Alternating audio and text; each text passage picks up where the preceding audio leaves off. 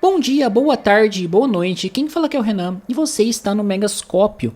E hoje vamos conversar aqui sobre o quadrinho Cyberpunk 2077 Psycho Squad. Ele teve sua publicação iniciada em fevereiro de 2025 e finalizada em maio.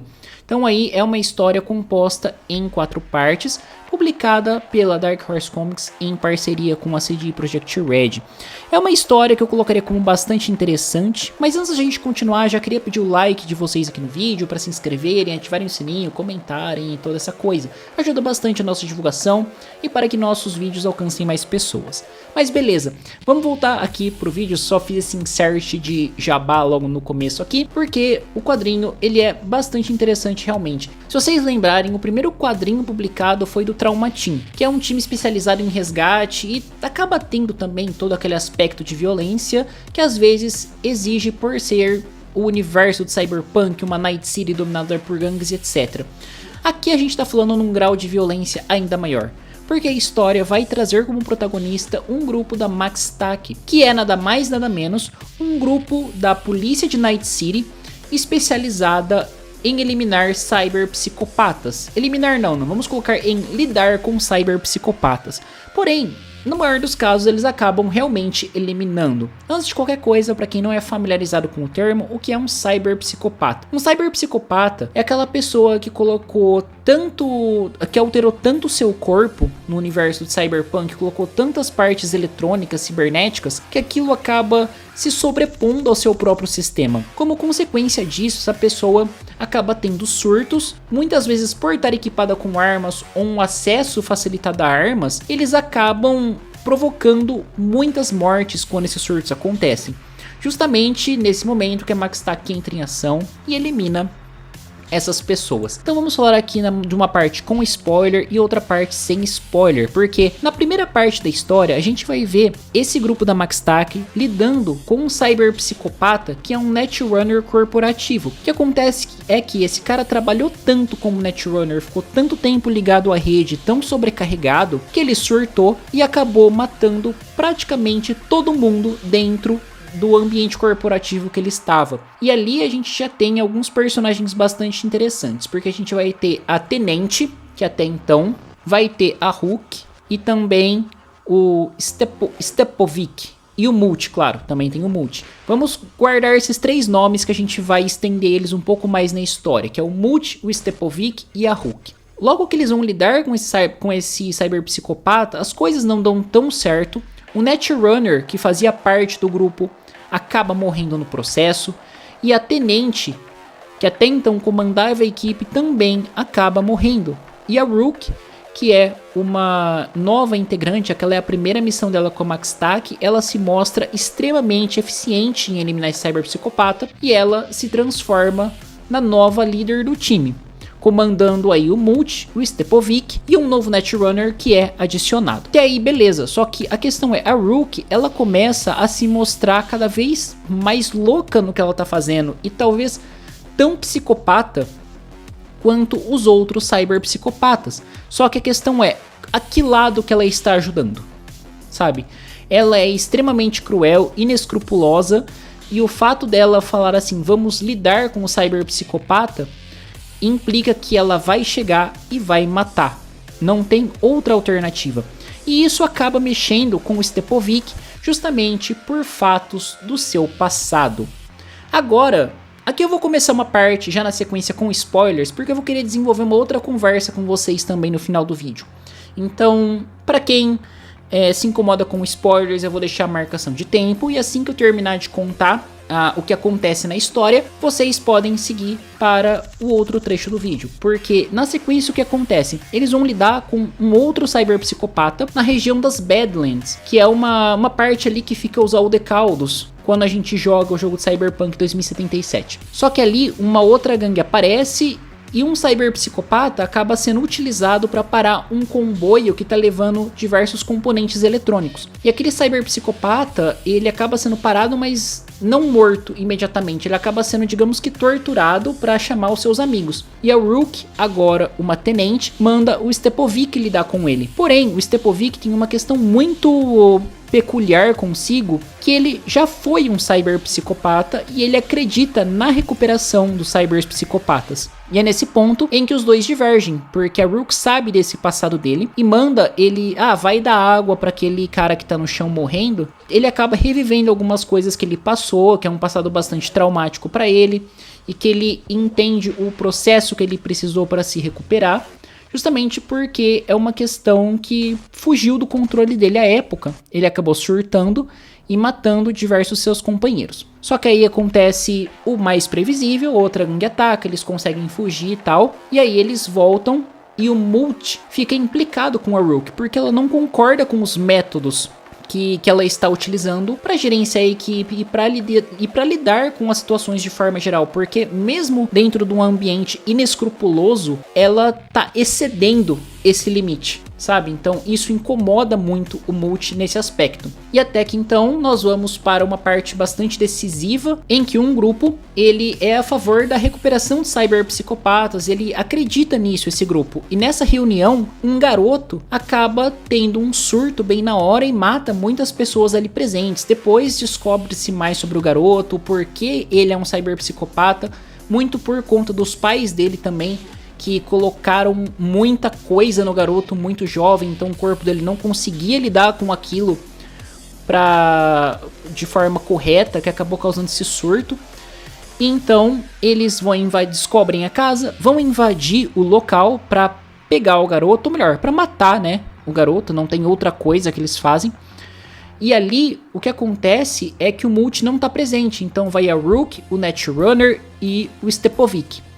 Só que o Netrunner acaba morto, a Rook ferida.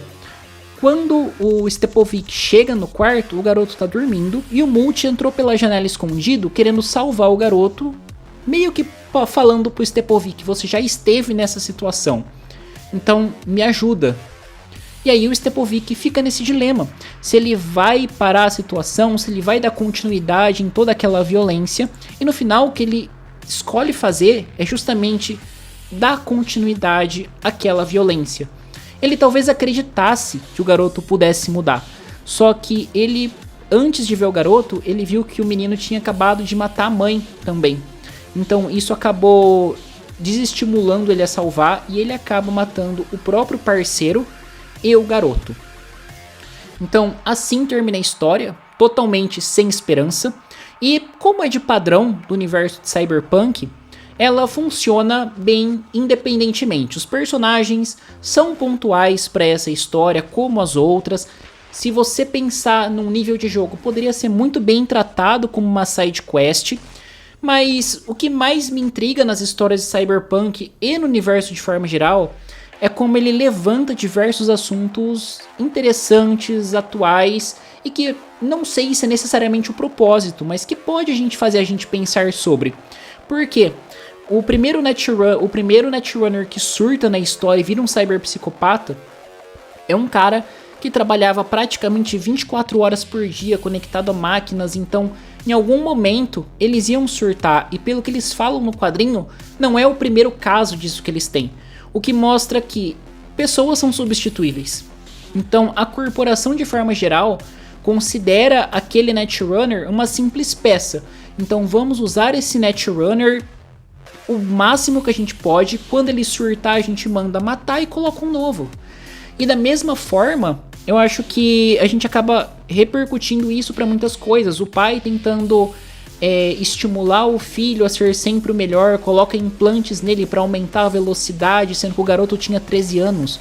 Então ele não tinha um corpo para sustentar toda aquela tecnologia e nenhum sistema preparado para aquilo. E a decisão e fala do Stepovic pra Rook, né? Porque a Rook tá ferida e no final o Stepovic apoia a Rook e vai levando ela embora dali, só saindo os dois basicamente. O que ele fala é, ela comenta algo no nível de você poderia ter salvado ele E ele comenta algo no tipo de que, nós somos os monstros embaixo da cama necessários para a sociedade. Como que não importa muito o que ele fizesse naquele momento. Justamente porque toda Night City, devido às corporações e como tudo tá estruturado, não ia mudar. Mesmo ele acreditando que talvez o garoto tivesse salvação, eles iam continuar matando cyberpsicopatas e novos cyberpsicopatas iam continuar existindo, justamente porque o sistema vai propiciar isso e vai favorecer isso, tratando todo mundo como uma peça. Da mesma forma que o Netrunner era uma peça, que a Líder é uma peça, que a Rook e o próprio Stepovic também que só tá ali porque conseguiu se recuperar. Basicamente isso, porque senão ele poderia ser facilmente trocado por qualquer outro soldado. E feito esse comentário, ou interpretações que eu acabo viajando quando eu leio, vamos falar um pouco sobre Night City, que está muito bem representada. Os momentos nas Badlands eu acho bastante interessante, porque você sai de todo aquele neon de Night City, toda aquela cidade opressiva, e vai pro campo. Então eu acho que, pro campo que eu digo, pro deserto, né, gente? Vai pro deserto. E esse contraste eu acho muito legal, porque quando você tá numa história que só se passa nesse ambiente, você consegue sentir uma opressão da cidade sobre os personagens, sobre suas decisões. Quando eles vão pro meio aberto, que eles poderiam tomar outras decisões, você vê o quanto que o ambiente que eles vivem acabam influenciando eles na forma de agir, seja para melhor ou para pior, e como isso pode destruir qualquer um, basicamente. E aí quando eles retornam pro QG e tem mais missões na cidade, você já teve o contraste inicial apresentado. Então isso é muito interessante e para mim desperta um fascínio ainda maior nesse universo. Mas dito isso, eu recomendaria a leitura de Cyberpunk Psycho Squad? Sim, recomendaria. É uma HQ bastante interessante, justamente porque ela tira o foco de um personagem específico, como eram outros que trabalhavam questões mais pessoais. Esse também trabalha, mas esse trabalha talvez um quesinho um pouco mais moral, e como que o ambiente acaba atrapalhando o seu senso moral, o seu senso de correto, errado, e como que isso é manipulado de forma geral. Eu gosto dessa abordagem que essa história tem, assim como eu sinto isso também na Trauma Team, que é o primeiro quadrinho de Cyberpunk que temos análise aqui no canal também. Os outros são legais, mas eles acabam trabalhando muito mais uma individualidade. Aqui você tem essa questão da individualidade de forma um pouco menor e uma questão um pouco mais amplificada da ressonância que a cidade faz sobre esses personagens. Mas bom, gente, é isso aí, vou ficando por aqui, espero que vocês tenham curtido, se inscreva no canal, ative o sininho, dê um joinha que ajuda bastante a nossa divulgação. Na descrição vocês encontram o link para as nossas outras redes sociais, incluindo nosso site www.omegascopio.com.br.